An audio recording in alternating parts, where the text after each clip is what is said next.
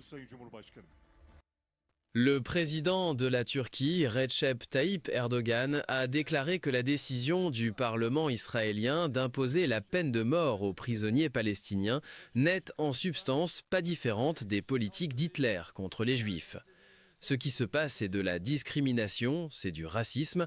Cela signifie l'application en Israël d'une version pire du régime d'apartheid qui a été renversé en Afrique du Sud en 1994, a déclaré Erdogan lors d'une réunion de la branche féminine de la Conférence internationale des partis politiques asiatiques.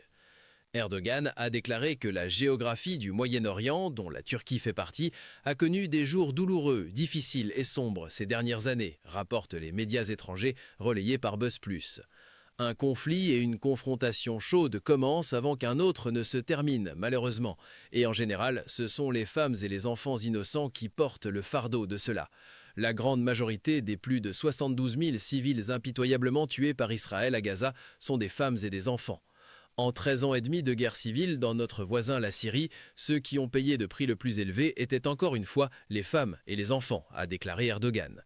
Dans les premiers jours de la guerre, une attaque aérienne à une école à Minab a coûté la vie de plus de 165 enfants innocents.